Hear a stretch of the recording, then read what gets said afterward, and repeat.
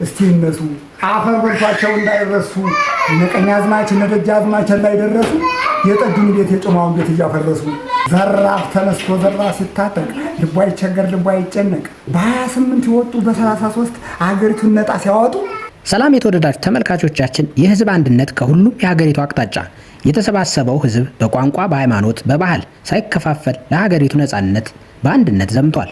ከዚህ ጋር በተያያዘ አንድ አባት ጋር ትንሽ ቆይታ እናደርጋለን። ተመልካቾቻችን እንግዲህ ጥሩ የሆነ አባት ታሪክ የሚያወራን ጥሩ የሆነ ወግ የሚያጫውተን አባት ጋር እንቆያለን። አብራችሁን ቆዩ።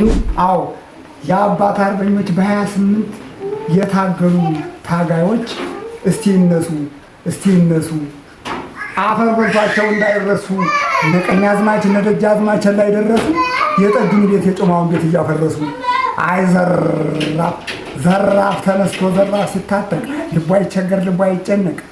በ28 የወጡ በ33 አገሪቱን ነጣ ሲያወጡ እነ ቀኛዝማች ተስፋ ወንድም እነ ቀኛዝማች ጠጋስረስ እነ ቀኛዝማች አለሙ ዘለቀ እነ ደጃዝማች ዘለቀ እነ ልጅ በላይ ዘለቀ ላይ ደረሱ። የሀገር ቋሚዎች ላይ ደረሱ። አይ ዘራፍ በ108 ሲመታ አራምዶ ምሽግ ተራምዶ አደራራቢ የሬሳ ነዶ ሲያዋጋዋ ላይ የጦር በረዶ ያንን ማራኪ እንተራምዶ አይ ዘራፍ ገዳይ ማይጠብሬ ተመሻገሪያው ተወንዙ ላይ መሻገሪያው ተበሩ ላይ ረናጅሬ ወድቀው ነው ወይ ረናጅሬ ወድቀው ነው ወይ አጅሬ የተረጋጋው አሻግሬ ላይ የለም ተመንገው አይ ዘራፍ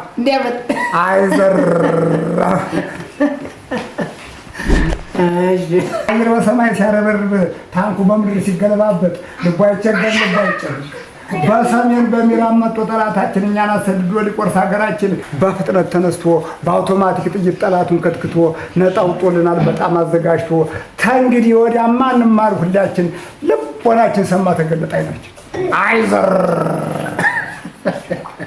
ዘራፉ ደቃቀማቸው ሲንከረፈፉ አይ ዘራፍ ሲዋጋ ውሎ ሲዋጋ አደረ የተዋጋበት በደም ሰከረ። ሲዋጋ ውሎ ሲዋጋ መሸ የተዋጋበት ተራሳው ሸሽ። አይ ዘራፍ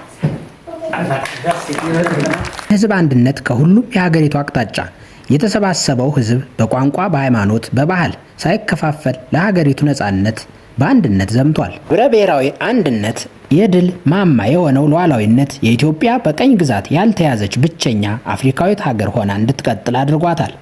በዓለም አቀፍ ደረጃ ትልቅ እውቅና አግኝታለች። ከዚህ የድል ጉዞ በኋላ ጣሊያን የኢትዮጵያ ሙሉ ነጻነት አምና የአዲስ አበባን ውል እንድትፈርም አስገድዷታል።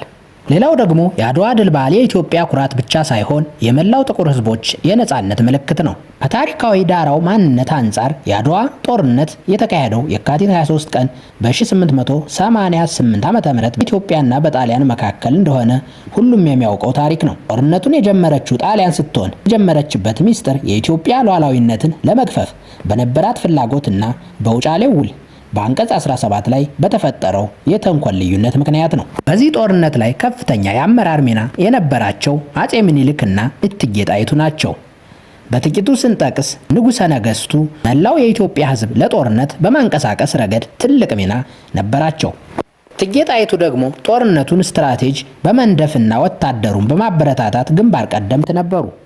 ኢትዮጵያ ታላቅ ሀገር፣ የጥቁር ህዝቦች የነጻነት ምልክት